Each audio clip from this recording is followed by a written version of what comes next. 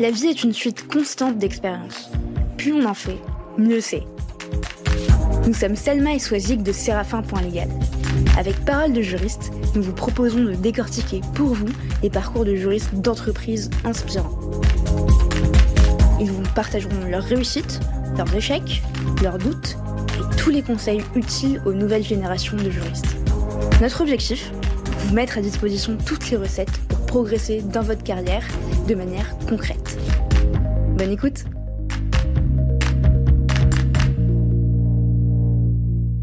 Bonjour Julie. Bonjour Julie. Bonjour. Comment ça va?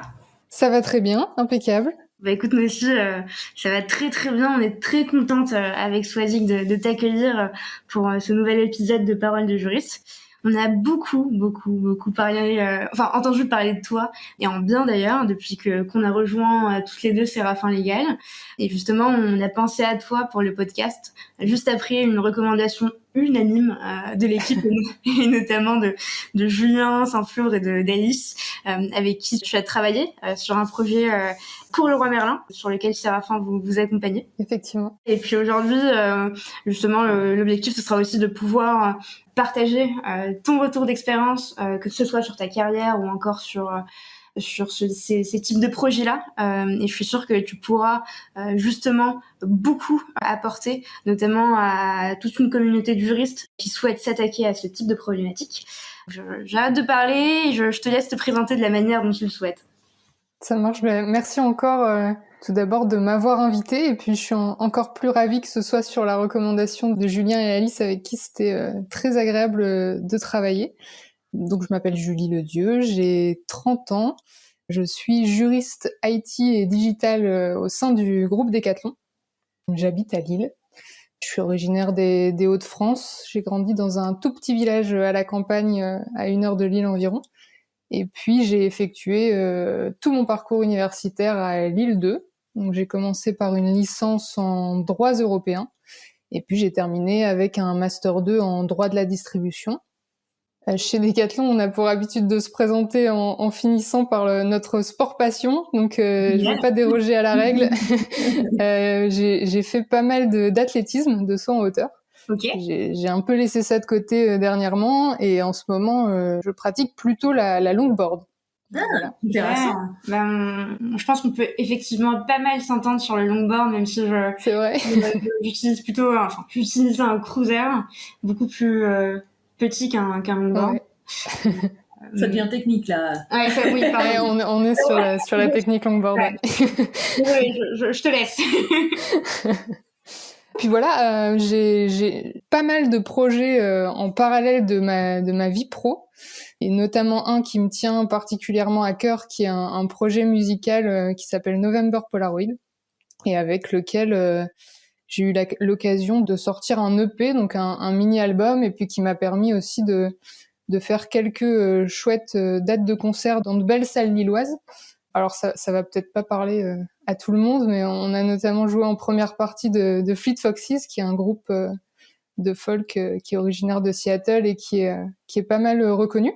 Ça me dit quelque chose, Fleet Foxes. Ça vous dit quelque chose? Non, mais vraiment, est-ce que tu peux me citer un des titres? Je suis sûre. Alors le plus connu, ce serait peut-être Mykonos. Ouais. Voilà, mais ils ont fait plein d'albums, ils jouent depuis très longtemps, et puis du coup j'en profite pour recommander l'écoute de ces albums. Voilà, c'est un groupe qui vaut vraiment le coup. Et voilà, donc en tout cas de mon côté, c'est forcément une expérience assez incroyable de faire des vraies scènes en première partie d'artistes reconnus, et puis c'est amusant, je trouve ça intéressant d'en parler, parce que quand je dis que je suis juriste dans le cadre de mes aventures musicales, les gens font un peu des gros yeux.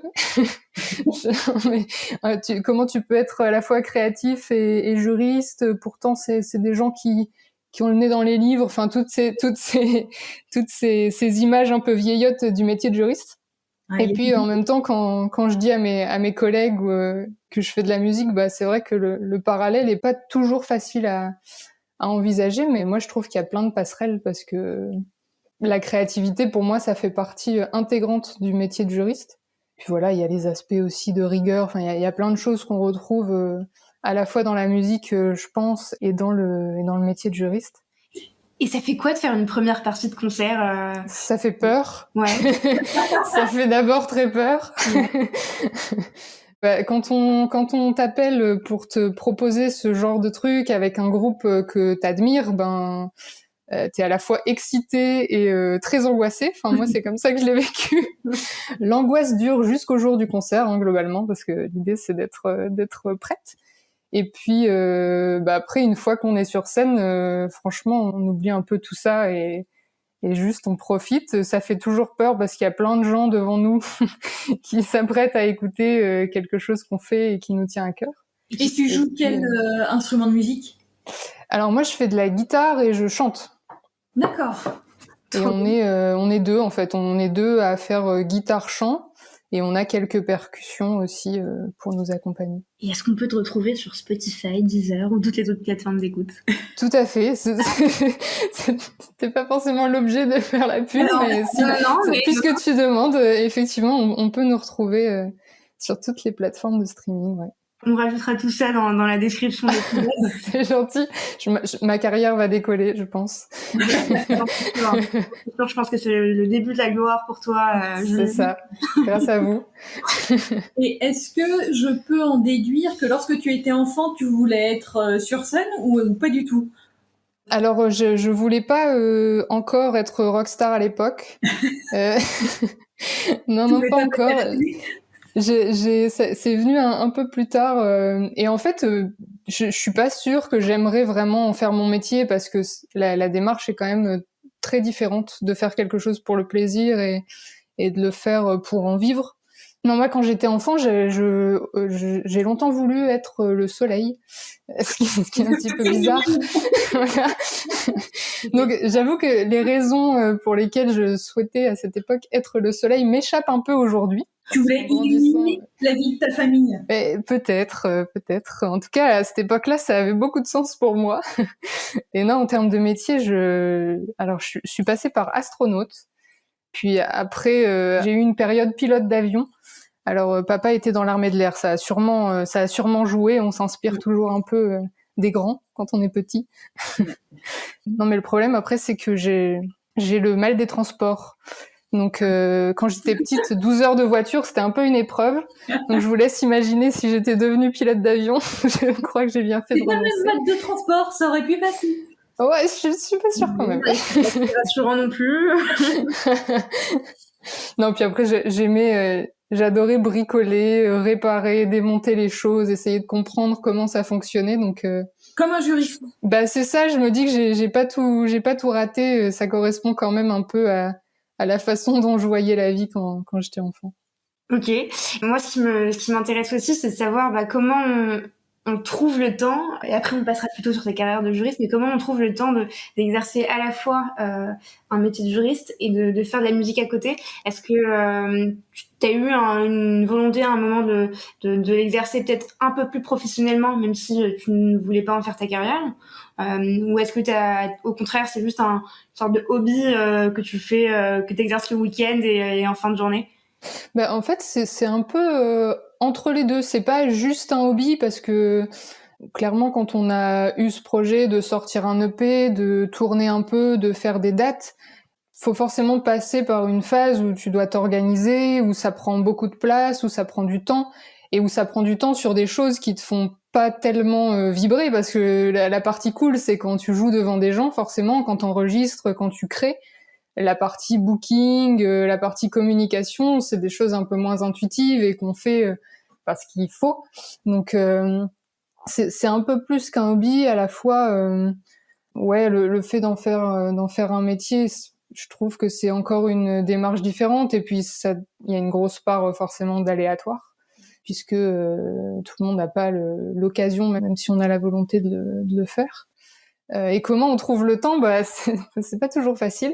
Quand le projet musical bat son plein, globalement, la vie tourne beaucoup autour de mon métier de juriste et de ce projet-là. Et ça veut dire peu de temps pour autre chose. Donc forcément, on voit un peu moins les amis, on a un peu moins de projets à côté. Voilà, c'est un choix, ça dure quelques temps. c'est vrai que quand on l'a fait et quand vraiment on était très occupé avec la musique, à la fin, quand c'est redevenu un peu plus calme, on aspirait aussi à ce que ça redevienne un peu plus calme et à pouvoir faire d'autres choses parce que c'est vraiment prenant. Et puis, et le métier de juriste est prenant aussi, donc c'était intense. C'est super intéressant. C'est des choses qu'on voit pas sur un profil LinkedIn. Moi, j'étais à milieu de m'imaginer que tu faisais de la musique à côté, que tu avais ton groupe et que tu faisais des premières parties, notamment avec Fit Foxes. Donc c'est vraiment chouette de découvrir ce genre de choses. Et pour revenir à la Julie juriste, je vois que, enfin, j'ai vu que pendant tes études, tu avais suivi 2 stages, notamment en cabinet d'avocat, puis un stage de fin d'études au sein de la direction juridique de Leroy Merlin. J'imagine que c'est ce stage, justement, chez Leroy Merlin, qui a été déterminant et qui t'a permis de prouver ta valeur ajoutée en te permettant de pérenniser ton poste, puisque tu as rejoint de manière permanente Leroy Merlin juste après. Est-ce que tu peux nous dire justement comment ça s'est passé? Est-ce qu'il y avait une offre d'emploi ou est-ce qu'au contraire tu as suscité le besoin, créé ton poste et montré que tu étais la meilleure juriste qui pouvait recruter? Comment ça s'est passé? Alors en fait, c'était beaucoup de hasard au départ, parce que mon stage de fin d'études, comme tu le disais, je l'ai fait au sein d'un cabinet d'avocats, donc c'était le stage qui permettait en fait de valider mon master 2. Je l'ai fait dans un cabinet qui est spécialisé en droit de la distribution. Et en fait, j'avais un projet un peu particulier, encore une fois, pas tellement lié au droit, qui était de partir voyager pendant quelques mois entre la fin de mes études et le début de ma carrière, donc avant d'entrer finalement sur le marché du travail, parce que je me suis dit, s'il y a un moment où je pourrais le faire et prendre du temps pour voyager et vraiment me concentrer là-dessus, c'est bien ce moment-là. Tu envisageais quel pays? Je voulais faire de toute la côte ouest des États-Unis, donc de San Diego à Seattle, donc Californie, Oregon et État de Washington. Donc c'était ça le projet. Et à l'époque, voilà, j'étais étudiante, donc très concrètement pour voyager, il faut un peu d'argent. Ouais. Tu veux pas faire donc... comme pour Pékin Express? Ah ouais, non, j'étais pas allée jusque-là dans la démarche débrouille. C'est vrai que je me suis dit un peu de confort, c'est pas mal quand même. On sait jamais, ça peut servir. Et donc, à partir de là, j'avais 2 options qui étaient de trouver soit un job étudiant qui me permettait de gagner un peu d'argent ou de trouver un stage en droit rémunéré, ce qui était forcément la solution idéale. Et puis, je suis tombée sur cette annonce pour un stage au pôle commerce de Leroy Merlin, donc j'ai postulé en ayant en fait une idée à l'époque assez floue de ce qu'était cette entreprise, parce que je trouve que quand on sort de la fac, on n'est pas forcément hyper préparé à tout ça. Donc voilà, j'y suis allée, j'ai eu mon premier entretien et en sortant, je me suis dit mais c'est génial, il faut absolument que j'intègre la boîte. Et puis après le deuxième entretien, qui était tout aussi enthousiasmant, on m'a annoncé que j'étais prise, donc c'était un stage de 6 mois. Tu te souviens de la personne qui t'a fait passer l'entretien ce jour-là? C'était une... Ah oui, très bien. C'était mon futur maître de stage du coup, et puis la responsable juridique du pôle. Je m'en souviens très bien et on est resté un peu en contact aussi. Je suis restée en contact avec ces 2 personnes. Donc, Il faut quand même 2 entretiens pour avoir un stage. Oui, j'ai eu 2 entretiens. Ouais. Le deuxième, c'était avec la responsable d'un autre pôle de la direction juridique. Je pense que ça faisait partie du process standard. En fait, l'idée, c'est d'avoir à la fois un entretien avec les personnes avec qui tu vas travailler. Donc là, pour le coup, mon maître de stage est la responsable du pôle. Et puis d'avoir un avis un peu plus transverse sur le recrutement par, là, en l'occurrence, la responsable d'un autre pôle. C'était ça l'idée. D'accord. Et justement, je te demandais comment t'as réussi à faire ce passage du stage au CDI par la suite. Est-ce que t'as créé ton poste? Ouais, en fait, là encore, coup du hasard pour le CDD, puisque je suis vraiment partie faire ce fameux voyage. Donc je suis partie 3 mois le long de la côte ouest aux États-Unis, et puis en rentrant quelques semaines après mon retour, mon ancien maître de stage m'a rappelé pour me proposer un CDD. Au départ, c'était pour les aider à surmonter une période qui était un peu chargée. Et puis, de fil en aiguille, en fait, mon poste a évolué. Et au départ, pendant mon CDD, j'étais sur la partie plutôt retail, donc droit commercial, droit de la consommation. Et puis le poste a évolué en intégrant plus tard le marketing, les services et les achats indirects. Et en fait, la partie achat indirect a beaucoup joué sur le fait que je passe de CDD à CDI parce que eux sont montés en puissance au niveau de l'entreprise. Donc ils ont recruté des acheteurs, tout a été rationalisé, processisé, voilà. Donc forcément le besoin d'accompagnement juridique était de plus en plus important. C'est quoi les achats indirects ?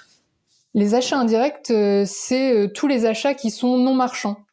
Donc dans la distribution, on avait nous un pôle qui accompagnait les achats marchands. Donc chez Leroy Merlin, typiquement c'est voilà les produits qu'on vend en magasin. Ouais. Et les achats non marchands sont tous les achats qui permettent de fonctionner l'entreprise mais qu'on ne vend pas aux clients. Donc c'est par exemple l'IT, le marketing, les agences de pub, voilà, c'est vraiment très large, hein. Ça va de l'agencement aux agences, à l'informatique. Voilà. Effectivement, le scope est large. Ouais, du coup, quand on commence à accompagner en fait cette direction, la charge a forcément vocation à être de plus en plus importante, pardon. Et donc voilà, tout s'est imbriqué en fait assez naturellement, et c'est comme ça que mon poste a été transformé en CDI et que j'ai été titularisée. Et tu t'es pas dit à ce moment-là que l'avocature était potentiellement une option pour toi, parce que je vois justement que tu as fait 2 stages en cabinet d'avocat. Est-ce que t'as hésité un moment entre les 2 professions, celle de juriste et celle d'avocat, ou pas du tout? J'ai pas tellement hésité en fait à partir du moment où j'ai pu comparer. Donc en fait après mon stage chez Leroy Merlin, il était très clair que c'était juriste d'entreprise que je voulais être et pas avocat. Donc j'ai pas eu trop de doutes là-dessus. Parce que pour moi j'aime bien le côté intégré vraiment au business partner, le fait d'accompagner des projets du début à la fin, donc du cadrage du projet à la négociation du contrat, au suivi et puis parfois à la résiliation. Voilà, je trouvais que le scope était beaucoup plus large, et puis j'aime bien aussi le fait de travailler avec des opérationnels sur des projets qui sont hyper innovants, qui s'inscrivent dans la stratégie de l'entreprise. J'aime bien aussi le fait que, en tant que juriste, on puisse impulser parfois certains projets, non seulement sur notre métier, mais aussi apporter une vision un peu différente quand on. Enfin, j'ai eu le cas de discussions que j'avais avec des opérationnels sur un projet, et puis en discutant ensemble sur les aspects juridiques, mais pas seulement, et en fait leur vision était enrichie sur d'autres aspects que purement juridiques, et je trouve ça hyper intéressant de pouvoir participer justement à ce genre de projet et d'être vraiment au cœur de la stratégie de l'entreprise. Ce que je pense on retrouve peut-être un petit peu moins dans le métier d'avocat. C'est ce qui revient souvent quand on pose cette question aux juristes, justement le fait de suivre un projet de A à Z, d'être partie prenante d'une entreprise, d'une équipe, d'une culture d'entreprise, chose qu'on retrouve peut-être un peu moins en cabinet d'avocat, où on suit différents projets et on a moins de visibilité sur ce qui se passe par la suite.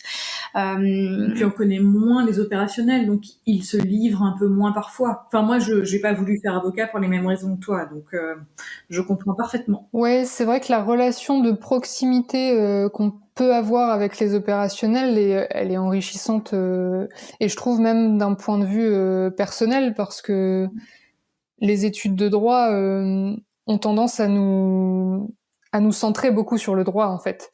Moi, je trouvais ça très enrichissant d'avoir le point de vue et l'expérience de gens qui n'y connaissent rien, qui n'ont jamais fait de droit, et qui du coup apportent autre chose en fait.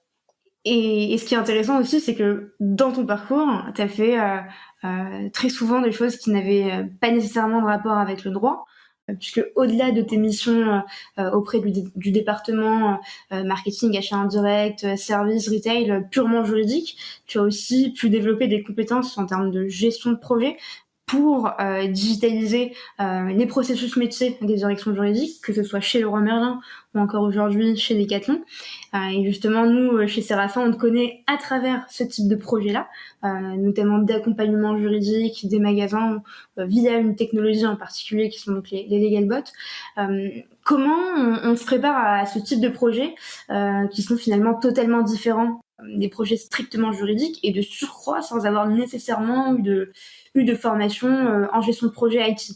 C'est deux choses qui sont totalement différentes. Est-ce que tu as ressenti le besoin de te former? Comment ça s'est passé de ton côté? Alors en fait, je sais pas si c'est la bonne méthode, mais en tout cas moi je me suis préparée en lisant beaucoup. En fait, depuis la fin de mes études, la digitalisation, la transformation digitale des directions juridiques, c'est un sujet qui m'a toujours intéressée. Donc j'avais aussi, avant même de savoir que j'allais gérer ce projet, j'avais lu pas mal d'ouvrages sur le sujet. J'avais même souhaité commencer une thèse sur ce sujet-là, sur la transformation digitale du droit, mais qui a finalement pas abouti. Mais en tout cas, ça m'a permis de me plonger vraiment en amont dans le sujet et d'avoir déjà une vision, une première approche en tout cas de la gestion de projets juridiques. Il y en a de plus en plus des thèses sur le sujet, ouais. Et celle d'Olivier Chaduto. Exactement. Bah du coup c'est amusant parce que je suis tombée là-dessus il y a pas très longtemps qu'elle est sortie, je pense. Et je me suis dit en fait moi j'avais ce projet-là en 2017. Donc ça aurait à peu près coïncidé et je trouve que c'est très intéressant qu'il y ait des thèses sur le sujet parce qu'il y a de plus en plus d'articles, il y a de plus en plus de contenu, mais l'approche universitaire et le fait d'étudier ça dans le cadre d'une thèse qui est forcément beaucoup plus précise et beaucoup plus complète, voilà, moi je trouve ça passionnant, j'ai hâte de pouvoir la lire cette thèse. Et je crois que j'ai toujours pas répondu à la question. Et non, en fait. toujours pas. Oui. Non, du coup, alors en termes de gestion de projet, vraiment, sur quoi je me suis appuyée, je me suis beaucoup imprégnée des supports de l'ACC, qui est l'association des Corporate Counsel, qui sont des guides vraiment très complets avec des méthodes précises et que moi j'ai beaucoup utilisé, donc notamment deux qu'on peut retrouver d'ailleurs sur internet, qui sont un guide de la gestion de projet et un guide de la gestion des connaissances, donc Legal Knowledge et Project Management, qui sont appliqués donc au juridique. Et ils sont en libre accès? Je pense que gestion de projet est en libre accès et je pense que gestion des connaissances l'est peut-être pas. Je pense qu'il y a un droit d'accès. Ok, on ira voir. Mais en tout cas, c'est vraiment et globalement c'est un site qui est très intéressant et je trouve que le point de vue anglo-saxon sur ces sujets-là est aussi ça vaut le coup d'y jeter un œil et de pas rester centré sur la France et l'Europe. Et donc voilà, c'était mes deux bibles pour la gestion de projets juridiques. Et c'est comme ça que j'ai construit le projet au départ. Évidemment, rien ne s'est passé comme prévu. J'imagine que c'est toujours comme ça. Et donc, voilà, après, j'ai adapté et j'ai appris énormément de choses qui me serviront forcément pour les futurs projets. Je pense que la gestion de projet, c'est aussi quelque chose d'assez personnel parce que chacun a sa méthode et il faut trouver aussi celle qui correspond à la fois à l'entreprise, au chef de projet, aux utilisateurs, à ceux qui seront concernés par la solution. Voilà. Effectivement, pour le coup, j'ai eu une expérience un peu similaire vu que j'ai mené un projet de digitalisation et qu'on a travaillé aussi avec Séraphin quand j'étais à SNCF. Et je sais que ce type de projet, la gestion de ce type de projet nécessite de nombreuses étapes, enfin faire d'un benchmark, identifier les besoins des opérationnels et de la direction juridique, mettre en place un rétro-planning, valider le budget, enfin il y a moult étapes. Est-ce que tu pourrais nous en dire plus, toi, sur les challenges que tu as rencontrés, comment tu as mené le projet et comment ça s'est passé avec les équipes? Ouais, en fait, ça a pris quelque temps au départ déjà avant même de me lancer dans le projet parce que la première étape, c'est forcément de convaincre du bien fondé de la démarche et du fait que cet outil et cette transformation soit nécessaire. Donc il y a eu un gros travail là-dessus, voilà, sur la valeur ajoutée du projet finalement. C'est de la conduite du changement. Ouais, il y a une grosse partie conduite du changement, effectivement. Et puis, alors, le premier challenge, en fait, ça a été dans une entreprise où la proximité et le sens du service sont très présents. même en service interne, de faire accepter le fait que la digitalisation, ça ne mettait pas forcément de barrières et ça n'éloignait pas forcément les gens, et que l'idée, ce n'était pas de supprimer tout contact humain. Voilà, donc il y a eu un peu cette étape-là, et en fait, le projet, on a commencé à en parler avec le directeur juridique de Leroy Merlin à l'époque en 2017, donc c'était un moment où c'était pas encore tout à fait démocratisé. Et ça a mis du temps en fait pour que l'idée fasse son chemin à la fois dans mon esprit, mais aussi, je pense, dans l'entreprise. Et je crois que c'est important que le projet s'inscrive dans la stratégie et dans la vision de l'entreprise pour que ça fonctionne et pour que, comme tu disais, la conduite du changement soit possible et soit efficace. Et tu as rencontré des résistances davantage du côté des opérationnels ou plutôt du côté des juristes ? Alors, j'avoue qu'on n'a pas rencontré tellement de résistance. En fait, le directeur juridique m'a confié le projet donc début 2019. Au sein de la direction juridique, on était tous les juristes étaient assez convaincus du projet. Et puis, au niveau des opérationnels magasins, donc on l'a construit avec eux, l'outil. En fait, ça a été très bien perçu parce qu'on faisait quelque chose pour les accompagner encore mieux. L'idée, c'était pas de leur dire à partir de maintenant, c'est un legal bot qui va répondre à vos questions. C'était de leur dire on va mettre en place quelque chose qui va vous permettre d'avoir une réponse plus rapide, plus pertinente et dans des délais quasi immédiats si la question et la réponse sont relativement standards. C'est comme ça qu'on l'a présenté et ça a été du coup très bien perçu, et je pense que le fait d'intégrer dès la phase de construction de l'outil, les utilisateurs et donc les collaborateurs magasins, ça a participé au succès et au fait que eux se sentent concernés et soient convaincus finalement par le projet.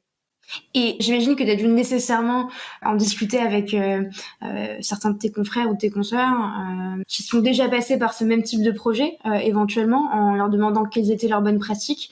Je sais que Leroy Merlin fait partie d'un GIE, d'un groupe, tu me diras le bon terme, mais en tout cas d'une structure avec différentes enseignes. Est-ce que tu es allé chercher des conseils de la part d'autres directions juridiques ou tu t'es resté justement sur un benchmark fondé sur des recherches sur des thèses et des bonnes pratiques publiées sur le net? J'ai fait un petit peu des deux. J'ai commencé à lire beaucoup la presse, les innovations récentes qui étaient mises en place dans d'autres directions juridiques. Et d'ailleurs, c'est amusant parce que le projet de la SNCF remontait régulièrement et a été à l'époque pour moi très inspirant, même si l'objectif final n'était pas le même, en tout cas sur la gestion de projet.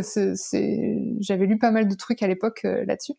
Et oui, après au sein de l'AFM, de l'association familiale Mullier, effectivement, on a la chance d'être en proximité avec d'autres enseignes de la distribution, ce qui facilite les échanges. Donc à l'époque, j'avais eu notamment une présentation du projet d'Auchan Retail qui a reçu il y a pas longtemps un des prix de l'innovation du management juridique. Donc là encore, l'objectif était pas exactement le même, c'était plutôt axé sur la communication, mais ça tourne toujours autour du partage de connaissances et de la culture juridique et de comment faire pour être performant et apporter de la valeur ajoutée en tant que juriste. Et puis après, j'avais eu quelques échanges informels avec d'autres entreprises. Il y a Decathlon France qui était en train à l'époque de mettre en place aussi un legal bot pour l'accompagnement juridique des magasins. C'était un peu différent parce que eux le développaient en interne, ce qu'on n'avait pas forcément vocation à faire chez Leroy Merlin, mais voilà, c'était un moment d'échange et moi je l'ai vraiment vu comme une phase d'inspiration pendant laquelle en parallèle je me renseignais sur le marché, sur ce qui était possible techniquement, sur tout ce qui entourait les legal tech. C'est comme ça que je l'ai construit. Et qui a constitué l'équipe projet à ce moment-là? Est-ce que c'est ton directeur juridique de l'époque qui a formé l'équipe en fonction des compétences qu'il avait autour de lui? Ou est-ce que vous deviez justement vous porter volontaire? Comment ça se passe? Alors, pour le coup, le directeur juridique, j'ai eu la chance qu'il me fasse totalement confiance sur la gestion du projet. Donc, j'ai été très autonome et il était là évidemment pour challenger et pour soutenir le projet. Il était sponsor. Mais l'équipe projet, en fait, elle s'est créée assez naturellement et c'était finalement mon pôle, donc le pôle commerce, avec mes collègues qui travaillent sur les différents périmètres qu'on intégrait à l'outil, et puis notre paralégal également qui faisait partie de l'équipe projet.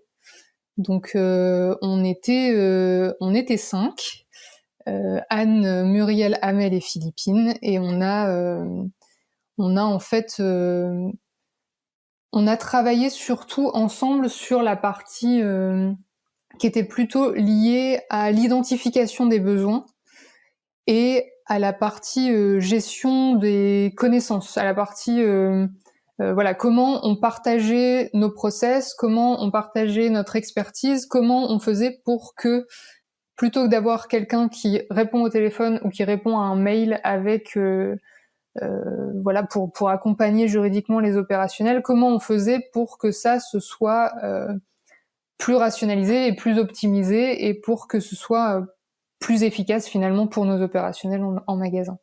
Donc cette partie-là, on l'a vraiment travaillé ensemble et en fait, on a commencé à travailler sur le fond à ce moment-là, alors même qu'on n'avait pas vraiment d'idée précise sur la forme. Ok. On avait en tête. Vous n'aviez pas du tout conscience de la structure que pouvait prendre l'outil, mais en tout cas, vous saviez ce que vous souhaitiez y intégrer en termes de... C'est ça. En fait, on a identifié les problématiques récurrentes, les process qui existaient déjà. On a identifié aussi de nouvelles problématiques ou des problématiques qui pourraient émerger dans un futur assez proche. Et quand on n'avait pas de process associé, on le créait. Donc en fait, il y a eu toute une étape parallèle à la gestion de projet qui était aussi d'optimisation des process en tant que tel. Parce qu'on s'est dit, si on a un outil, une solution qui est hyper sexy, mais que dedans il n'y a pas grand-chose, on va pas aller très loin. Ah, ça va être donc déceptif, pardon. C'est ça, exactement. Donc on savait que le chatbot c'était quand même quelque chose que vraisemblablement on allait intégrer, mais on savait pas encore comment ça allait se passer pour intégrer pour intégrer le fond dans ce médium-là finalement. Et est-ce que tu as une visibilité sur le temps que ça vous prenait à côté de vos missions, vos autres missions? C'était assez intense. Hein. Ouais. En fait, la mission de gestion de projet, elle a pas donné lieu vraiment à... Enfin, j'ai continué de faire le reste comme avant.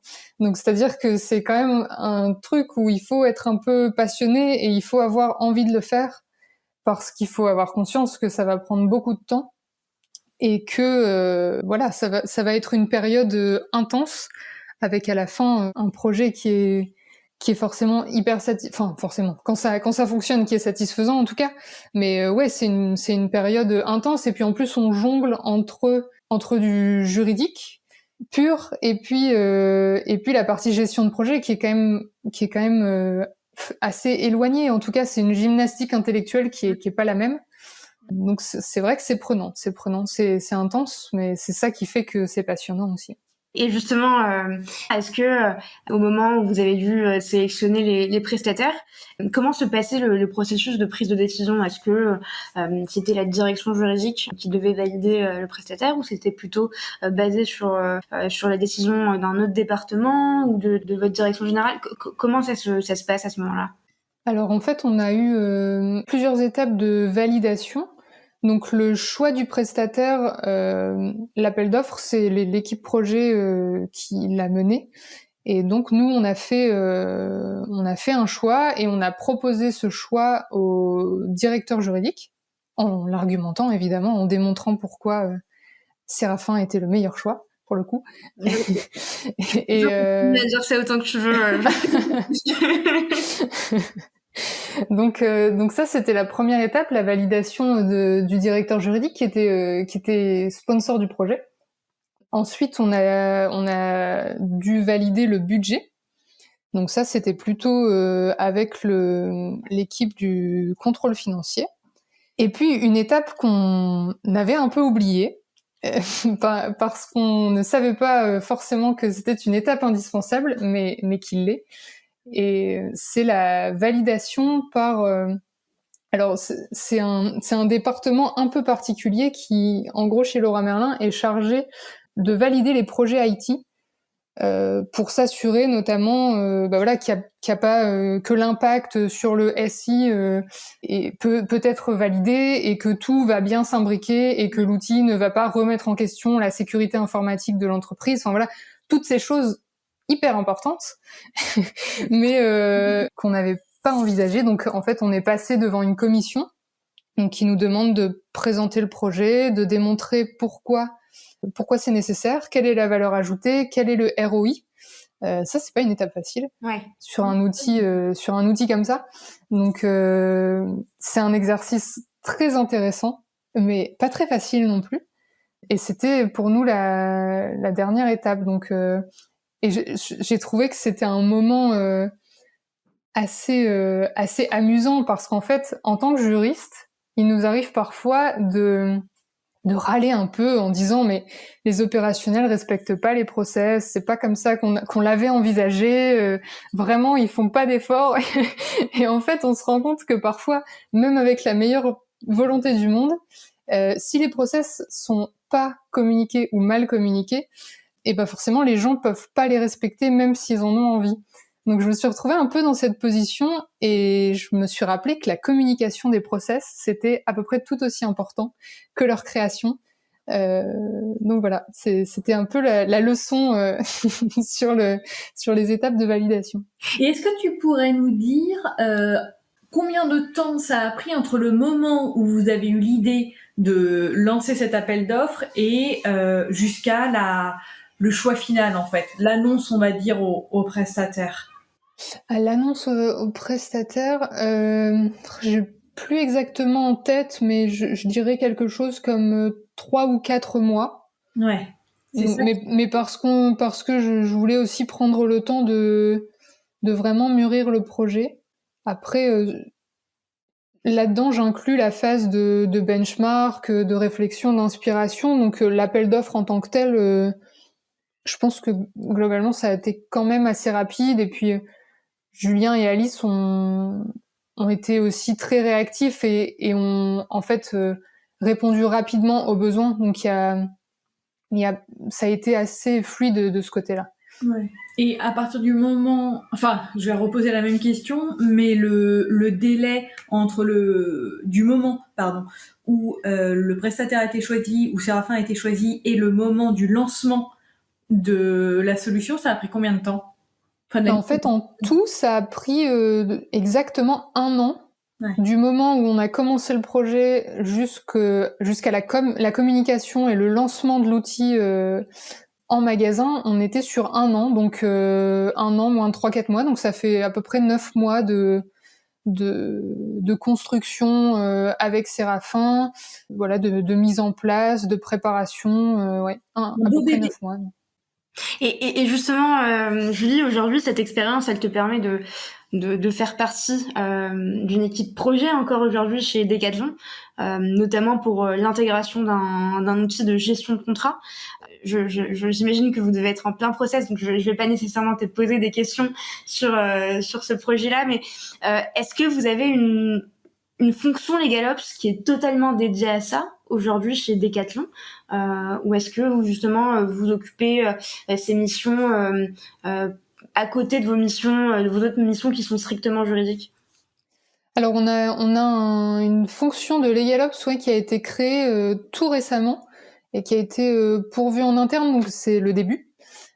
C'est en train d'être mis en place, mais oui, il y aura une ressource qui sera dédiée à la fonction LegalOps et qui intégrera tous ces aspects de transformation digitale de la direction juridique. Et après, en fait, chacun au sein de la direction juridique peut être ressource sur ce type de projet.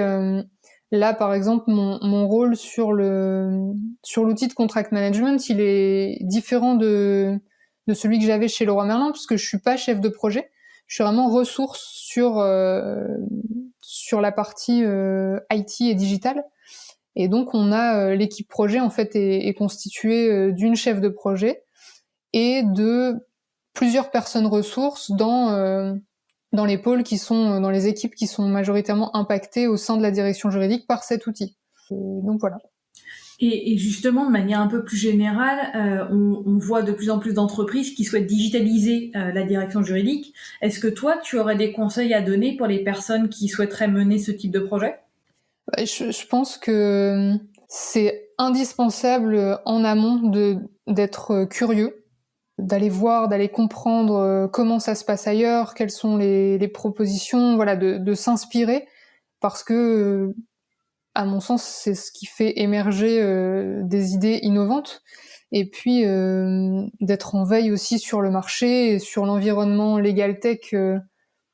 Je pense que c'est important à la fois en France et à l'étranger, parce que la traduction technique des idées qu'on peut avoir pour transformer une direction juridique, ça va forcément passer à un moment donné, sauf si on le développe en interne, par un prestataire, par une entreprise externe. Donc je trouve ça important aussi. Et puis, une fois qu'on a le projet en tête et qu'on est soi-même convaincu, il faut anticiper le fait que ce sera indispensable à un moment donné de démontrer que c'est pas juste une belle idée qui s'inscrit dans l'air du temps, mais qui aura de la valeur ajoutée et que le projet s'inscrit dans la stratégie et dans les valeurs de l'entreprise. Et ça me paraît indispensable pour obtenir l'adhésion au départ et puis aussi pour travailler ensuite finalement en aval à la conduite du changement et au fait que la solution soit implémentée de manière efficace. Et si jamais tu as des ressources qu'on peut éventuellement partager au-delà des lectures que tu nous as déjà proposées, je sais pas, des documents qu'on peut standardiser qui pourraient potentiellement être utiles et que tu as pu un peu picorer à droite à gauche, n'hésite surtout pas à nous les faire parvenir, qu'on puisse proposer quelque chose éventuellement de concret sous format actionnable à nos auditeurs. Pour revenir à ton parcours, donc tu as travaillé chez Leroy Merlin et tu as quitté Leroy Merlin en plein confinement, il me semble, si j'ai bien lu sur ton profil LinkedIn. Exactement. Ok. Et donc tu as vécu cette période de confinement déjà très particulière pour tout le monde, mais tu l'as vécu avec un changement d'entreprise, un changement de poste. Tu étais arrivé chez Decathlon, il me semble, vers le mois de juin, vers la période de déconfinement. Est-ce que tu peux nous dire comment tu as décidé de quitter Leroy Merlin? Est-ce que tu avais envie de découvrir une nouvelle équipe, de te lancer dans de nouveaux challenges? Et aussi comment on vit une intégration dans une équipe en télétravail, dans son salon, toute seule, en pleine crise sanitaire? Comment ça se passe? Est-ce qu'on est stressé? Est-ce qu'on est au contraire bien accompagné? Comment ça s'est passé? C'est vraiment déroutant parce qu'en plus, alors maintenant, 1 an après, on est un peu plus habitué à toutes ces histoires de confinement, au télétravail, mais à l'époque, c'était quand même assez brusque comme changement. Donc j'ai quitté Leroy Merlin le 15 mai, donc c'était la toute fin du confinement national, et j'ai commencé chez Decathlon, comme tu disais, le 1er juin. Donc théoriquement le confinement était terminé, mais on était quand même fortement encouragés à rester en télétravail, et ça a été le cas au début, donc quand j'ai intégré Decathlon. Alors outre le fait que l'entre-deux était effectivement un petit peu stressant, en fait ça a tout de suite été beaucoup mieux une fois que j'ai mis un pied chez Decathlon, parce que tout avait été anticipé par mon équipe, par mon leader, mais pas que, par l'équipe de manière générale, et j'avais donc une marraine qui s'appelle Sarah, et qui m'a accompagnée dans mes débuts chez Decathlon, donc qui m'a présenté l'entreprise, qui m'a présenté les ressources avec lesquelles et sur lesquelles j'allais travailler, qui s'est occupée de me permettre aussi de rencontrer et de me présenter les gens avec qui j'allais travailler au sein de la direction juridique, les opérationnels, voilà. Donc Donc en fait, c'était très confortable parce que tout avait été prévu et anticipé. Et j'ai trouvé mon intégration malgré le télétravail qui forcément change un peu les choses. C'était une intégration très fluide et ça s'est en fait très bien passé. Et ça doit être aussi un peu stressant. Je sais pas si tu veux potentiellement en parler ou pas, mais on a vécu une période de crise, enfin on vit encore une période de crise sanitaire qui est assez complexe, où le marché de l'emploi est hyper compliqué, pas stable en ce moment. Incertain, voilà, c'était le terme que je cherchais, très incertain. Et donc quand on quitte une entreprise pour en rejoindre une autre, à ce moment-là, eh ben, on se pose nécessairement plein de questions sur la suite de à la suite de sa période d'essai. Est-ce que toi, tu t'es posé ces questions-là et comment tu as trouvé des ressources justement pour dépasser ces interrogations, ce stress éventuel que tu aurais pu avoir? Ouais, mais je me les suis posées, enfin, ce sont des choses qui me sont forcément venues à l'esprit parce que, en plus, la période est stressante de manière générale, donc c'est pas tellement une période où on voit les choses positivement et on a tendance à un peu envisager le pire et le pire étant quand on a démissionné et qu'on s'apprête à rejoindre une nouvelle entreprise, de se retrouver sans rien en fait. donc j'avais cette appréhension là. Et ce courage-là aussi. Alors pas vraiment parce que au moment où j'ai quitté Leroy Merlin, on n'était pas encore, on pensait encore que la vie allait continuer normalement. Et puis non. donc non, à l'époque, c'était pas il y a très longtemps, hein, mais non, j'avais pas ça en tête. Moi, jusqu'à quasiment la veille du confinement, je pensais que j'allais pouvoir partir voyager entre les deux entreprises, ce qui n'a pas du tout été le cas, forcément. Dans ton salon peut-être, mais pas au-delà de ton salon. C'est ça. Non, je suis pas allée beaucoup plus loin. Donc ouais, c'était des choses que j'avais en tête, mais encore une fois, j'ai eu la chance d'être accompagnée avant même d'intégrer l'entreprise par mon leader, donc Jennifer, qui prenait le temps de m'appeler et de me rassurer régulièrement sur le fait qu'il ne fallait pas que je m'inquiète et qu'on m'attendait bien et que voilà, il y avait pas de problème. Il était toujours évidemment question que je rejoigne l'entreprise à la date prévue. Donc là-dessus, ce sont des idées qui me sont venues à l'esprit, mais j'ai pas eu l'occasion d'être tracassée plus que ça, puisque tout a été fait pour que je le vive bien malgré la situation très particulière. Donc on peut remercier à la fois Jennifer et Sarah aussi. Exactement, et Anthony qui fait partie de l'équipe également. Voilà, merci Jennifer, merci Sylvain, Anthony d'avoir rassuré Julie. C'est la petite dédicace. Non mais il faut le souligner parce que il y a peu de process d'onboarding. Enfin en tout cas c'est une critique récurrente qui est faite lorsqu'on change de poste. C'est quelque chose que j'entends souvent, donc merci à eux de l'avoir fait pour toi. Ouais, effectivement, le process d'intégration était idéal. Ce qui fait que même dans une situation complexe et exceptionnelle, ça a fonctionné en fait. Tout à fait. Et si on aborde un peu le volet culture juridique, pour toi, c'est quoi la définition d'une bonne culture juridique ? Alors pour moi, c'est avant tout du partage de connaissances. Je trouve que c'est important aussi de travailler régulièrement en équipe avec d'autres personnes que des juristes, parce que ça participe à justement à ce partage de connaissances. Et puis, je pense aussi que la création et la communication autour de process, de bonnes pratiques, tout ça, ça participe à ce que les opérationnels aient des réflexes. Je pense que l'objectif, c'est peut-être ça, c'est de faire acquérir des réflexes. Évidemment, on demande à personne d'être expert à notre place, mais l'idée, c'est de penser aux bonnes choses au bon moment. ce qui participe en bout de chaîne à tout ce qui a trait à la gestion des risques.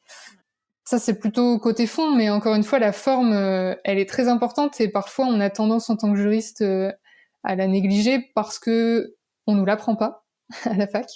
Et donc la communication, c'est hyper important parce qu'on a beau avoir toute l'expertise au sein de l'équipe juridique, tous les process qu'on veut, si on les transmet pas, ça reste lettre morte en fait, c'est pas utilisé. Donc la communication, la pédagogie, c'est forcément hyper important. Tu dirais que c'est un frein ou un challenge?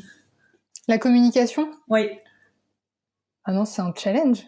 Il n'y a pas de frein, il y a que des challenges. Non, je pense que c'est un challenge et ça revient beaucoup quand on en échange et puis quand on parle en général de transmission des connaissances et de la culture juridique. La communication, j'ai l'impression que c'est quelque chose que la plupart des juristes maîtrisent peu. Et moi, je trouve ça, en tout cas. c'est ça, je trouve ça dommage en fait qu'on soit pas formé. Alors l'idée, c'est pas qu'on devienne des communicants, voilà, comme ceux pour qui c'est le métier, mais en tout cas qu'on arrive à transmettre les messages et qu'on ait les clés pour le faire. Ouais. Et du coup, comment tu penses que les opérationnels voient la direction juridique et réciproquement? Alors je parle plutôt pour mon équipe là, pour le coup, j'ai l'impression qu'on est plutôt bien intégrés. Alors il est toujours possible de faire mieux forcément, mais on est invité par exemple régulièrement aux synergies achats, aux synergies IT, aux synergies sécurité. Le binôme leader de négociation juriste, il est aussi très présent dans mon métier et c'est quelque chose que je retrouve aussi par rapport à Leroy Merlin. Le binôme acheteur-juriste était très important et je trouve que ça participe au fait de construire des équipes qui sont là pour servir l'entreprise et pour servir le business et c'est pas chacun qui agit dans son coin sur son domaine d'expertise. L'idée c'est de faire des synergies, que tout le monde travaille ensemble et je pense qu'il y a de belles choses qui émanent de ça. Et après, on a aussi Aussi, je pense que la communication bien communiquer, bien faire circuler l'information, limite les risques sur les projets. Oui, complètement parce que ça crée en fait ça crée des réflexes et même si le réflexe c'est juste de se dire ah tiens mais ça faut que j'en parle à mon juriste parce qu'il y a peut-être un truc. Déjà ce réflexe là il permet de contribuer à la gestion des risques et à la sécurisation du projet. Donc ouais, la communication c'est central hein.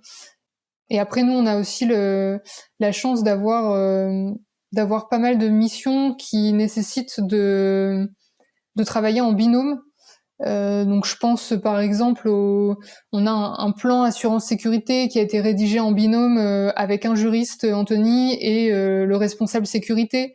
Sarah dans mon équipe travaille sur la normalisation et elle fait ça en binôme avec un auditeur interne. On bosse aussi sur en lien avec toutes les problématiques open source. Donc ça forcément c'est un sujet qui est à la fois juridique mais avant tout très technique. Et donc là, on est en lien étroit avec les équipes IT. Donc en fait, tous ces projets-là, je pense, participent au fait que notre équipe et la direction juridique soient vues comme un partenaire plus que comme un simple support ou comme un simple expert qui va dire le droit finalement. Donc ouais, l'idée, je pense que c'est d'être accessible, d'être en proximité, d'être en lien avec le business et tout ça, ça crée une émulation qui participe au fait d'intégrer pleinement la direction juridique dans l'entreprise. Une direction juridique vraiment considérée en tant que business partner, encore une fois sur ce terme-là, mais qui est quand même assez important. Comme partie prenante. Partie prenante, ça, et qui est intégrée toujours en amont dans les projets qui sont mis en place, ou en tout cas informés de ces projets-là, sans avoir... Alors, sur l'IT, donc sur le périmètre sur lequel je suis, globalement, c'est un domaine qui est quand même assez processé. Donc, on est quand même régulièrement, aussi par le biais des leaders de négociation, intégrés en amont dans les projets. Il y a forcément des loupés. Il y a forcément des choses qu'on récupère en fin de course, voilà, qu'on n'avait pas prévu, qu'on n'avait pas anticipé, qui sont à signer pour demain. Bon, ça, c'est le quotidien, je pense, de tous les juristes. Mais je trouve que chez Decathlon, il y a une volonté de bien faire par rapport à ça. Et donc, ça se traduit... je trouve qu'on est quand même intégré assez tôt dans les projets. C'est évidemment pas toujours le cas, il y a toujours moyen de s'améliorer, mais c'est une bonne occasion aussi quand on arrive en fin de course de se demander pourquoi. Peut-être que le process n'a pas été bien communiqué ou l'a pas été du tout, ou peut-être qu'il faut qu'on renforce ça avec un plan de communication un peu plus impactant sur tel ou tel business unit. Enfin voilà, il y a des questions à se poser aussi quand ça se passe pas idéalement, je trouve, et c'est intéressant. Et avant de passer à la dernière partie du podcast, j'ai une dernière question pour toi. Je sais pas si c'est le cas pour toi, mais ça pourrait être une bonne idée en tout cas d'intégrer la direction juridique dans les comités stratégiques ou dans les réunions où ça permettrait d'anticiper la charge de travail. On a une vision à 3 ou 6 mois des projets de la direction marketing par exemple ou de la direction des achats indirects pour pouvoir mieux s'organiser. Oui, complètement. Je suis complètement d'accord avec toi. C'est indispensable pour anticiper la charge. Ça se fait. Je sais que Jennifer, du coup, notre leader, essaie de le faire de plus en plus sur les périmètres sur lesquels on travaille. Après, les entreprises, je sais pas, mais en tout cas, Decathlon, ça bouge beaucoup, ça bouge très vite. Il y a beaucoup d'émulation, il y a beaucoup d'idées, il y a beaucoup de projets. Et en fait, même en faisant ça, je pense qu'il y aura toujours des projets qui vont éclore d'un coup et on va se dire mais c'est tellement génial, il faut le faire maintenant, c'était pas dans la roadmap mais tant pis. Oui. Et ces projets-là, forcément, il faut les accompagner et c'est aussi une partie hyper intéressante du métier, mais c'est sûr que l'intégration au comité stratégique, pour moi c'est indispensable parce que on fait partie de ces fonctions qui permettent de gérer les risques. C'est primordial, je pense. Et pour notre visibilité aussi. Aussi, exactement. Et au-delà de la direction juridique, au-delà de Decathlon, ou même avec Decathlon, ou encore avec ton groupe, quels sont les challenges qu'on peut te souhaiter pour la suite de ta carrière, Julie ? Pour la suite de ma carrière, la suite de ta longue vie. Oh là là. Mais il y a pas que... Alors, moi, j'ai souvent du mal à répondre à ces questions de tu te vois où dans 5 ans, mais je me dis mais 5 ans, c'est tellement loin, il va se passer plein de choses. Mais non, en tout cas, ce qui me passionne et ce que j'aspire à faire et à continuer à faire, c'est de gérer des projets qui sont liés à la transformation digitale des directions juridiques et à monter en compétences sur le sujet et puis sur tous les aspects de performance juridique en fait de manière générale. J'aime bien réfléchir à tout ça. La boucle est bouclée, c'est un peu ce que j'aimais faire quand j'étais enfant. Voilà, démonter, comprendre, voir comment on peut faire mieux et c'est un sujet qui m'a toujours passionnée, donc je pense que ce sera encore le cas dans les années à venir. Et puis j'espère qu'on te verra aussi à une future première partie de concert quand ou bien un concert pour ton groupe. Oui, j'espère. Quand les salles de concert et tous les lieux culturels pourront rouvrir en tout cas. Et oui. On croise les doigts et puis on essaiera d'avoir un signal de vie de Roselyne Bachelot. Et si elle nous entend. Si elle nous entend. Elle nous écoute. Donc on va passer à la dernière partie du podcast. C'est très simple, je vais te poser 4 questions et je vais te demander de me fournir 4 réponses brèves et du tac au tac. Est-ce que ça te va ? Ça me va. Ok, prête. Super. Si tu devais révolutionner un processus métier, quel serait-il ? Je pense que tout ce qui est lié à l'intelligence artificielle et la blockchain, qui serait mise au service de la rédaction et de l'exécution de contrats. Donc là, je balance ça comme ça, c'est pas très argumenté et moi-même je sais pas exactement ce que ça va pouvoir donner, mais j'ai l'impression que ça peut être les prochains legal bot, les prochains contract management. Ça peut être en tout cas les prochains projets qui vont un peu révolutionner la façon de vivre notre métier. On aura probablement de belles choses à te présenter chez Séraphin. Ah. Je resterai à l'écoute. Quel est ton conseil numéro 1 pour bien collaborer avec ses clients internes? Je pense que on l'a évoqué juste avant. Pour moi, c'est être en proximité, instaurer une relation de confiance. Ce qui rejoint le fait d'intervenir en amont, c'est aussi ce qui permet de connaître les projets au moment où ils naissent et d'intervenir au bon moment. Et puis, je pense que c'est valable pour les clients internes, mais en fait pour tout travail d'équipe, c'est important d'être adaptable et de réussir à s'adapter à la façon de travailler, à la façon d'être des autres membres de l'équipe. Ok, très clair. Troisième question. Quels outils utilisez-vous au sein de la direction juridique? Alors, au niveau de notre équipe, on a pas mal d'outils. On a mis en place un reporting. On a un rapport d'activité qui permet de communiquer chaque année sur les temps forts de l'année précédente.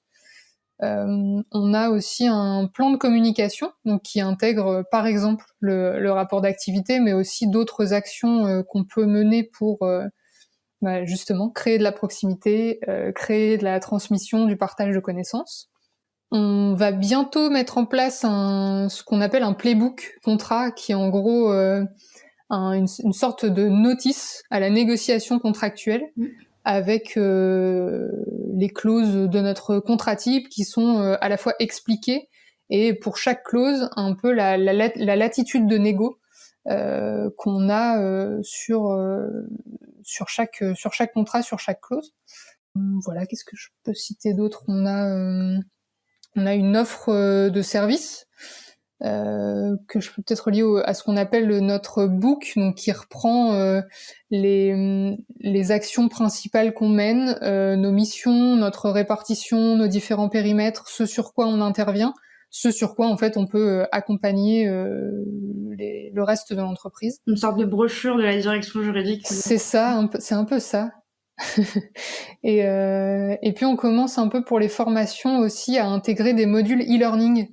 Moi, je trouve ça très intéressant. Je trouve que les modes de formation changent et ça s'est forcément amplifié avec le télétravail et ce qu'on vit en ce moment. Et je trouve que les formations sont de plus en plus à la carte, personnalisées et permettent de se former de manière plus flexible. Donc c'est aussi très intéressant. Ok, très clair. Je mettrai tout ça, je compilerai toutes ces informations dans un petit article très pertinent d'ailleurs.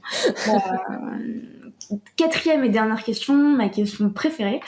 Si tu devais donner un conseil aux nouvelles générations de juristes qui souhaitent progresser dans leur carrière, quel serait-il? Je pense que être curieux, c'est vraiment indispensable. Se dire que à la fac, on nous apprend le principal, mais on nous apprend pas tout. Il faut avoir l'esprit ouvert et ne pas avoir peur d'innover, même quand on est jeune juriste, parce que c'est important. Je pense que ça inspire aussi des juristes qui sont là depuis peut-être un peu plus longtemps, et ça crée une émulation qui est je pense indispensable au renouvellement et au fait que le métier de juriste soit passionnant et soit en constante évolution. Et puis en lien aussi avec ce que moi je peux vivre, je pense que c'est important de s'inspirer d'autres domaines. Donc des domaines techniques, artistiques, peu importe, mais il faut aller voir ce qui se passe ailleurs. Il faut s'autoriser à être passionné et à prendre le temps de faire d'autres choses que du droit, parce que je pense que ça a un impact positif sur le métier dans tous les cas, et ça permet d'aller plus loin en fait, de pas se cantonner au rôle de juriste et de se dire que le juriste peut être autre chose, peut innover, peut impulser, peut être pas seulement business partner, mais il peut aussi driver des projets qui ont un impact concret pour l'entreprise. Ok, c'est hyper intéressant ce que tu dis, c'est exactement ce que nous disait Maëlle bien il y a quelques semaines justement sur le sujet, aller s'alimenter ailleurs, prendre plein de ressources pour revenir beaucoup plus fort sur son domaine d'activité et avoir conservé cette flamme et cette passion qu'on peut avoir sur son travail. Je sais pas si ça reprend un peu ce que tu... Ça reprend exactement, ouais. Je trouve que la passion, c'est important. Eh ben, écoute, merci beaucoup, Julie. En principe, j'oublie toujours de poser cette question. Cette fois-ci, je ne l'ai pas oubliée. Est-ce que tu peux nous dire sur quel moyen de communication, sur quel canal tu voudrais qu'on prenne contact avec toi si on a une question à te poser, si nos auditeurs veulent prendre contact avec toi? Quel canal tu préfères? Eh bien, ce serait avec plaisir, et je pense que le plus simple, c'est de me retrouver sur LinkedIn et de m'envoyer un petit message, et puis ensuite, je serais évidemment ravie de discuter de tout ça. Bon, bah écoute, c'est super, merci encore. Merci beaucoup. Et puis merci à vous deux. On te remercie pour ton temps, pour tous tes conseils et de nous avoir fait confiance aussi pour nous délivrer tout ton récit, ton parcours et toutes tes bonnes pratiques. C'est hyper précieux et donc voilà, merci beaucoup et j'espère qu'on te reverra très bientôt chez Séraphin quand on aura l'occasion d'accueillir du monde dans nos locaux. En tout cas, ce sera avec plaisir. Avec grand plaisir et merci encore à vous pour alors non seulement de m'avoir invité, mais aussi pour l'initiative et pour le projet que je trouve vraiment top. Bon, merci beaucoup. On te laissera t'abonner sur Spotify comme tu m'as abonné sur Spotify à ton groupe. Merci. Merci. Merci Julie. À bientôt. Merci à vous. À bientôt. Merci d'avoir écouté cet épisode jusqu'au bout. N'hésitez surtout pas à le partager autour de vous, ou encore comme moi, à inciter vos collègues à s'abonner au podcast. Si l'épisode vous a plu, laissez-nous 5 étoiles ou un commentaire, ça nous fait toujours extrêmement plaisir de lire vos retours. Enfin, si vous souhaitez découvrir comment Séraphin Légal révolutionne le secteur du contract management grâce aux nouvelles technologies, rendez-vous sur seraphin.legal, section Demandez une démo. Merci encore et à très vite.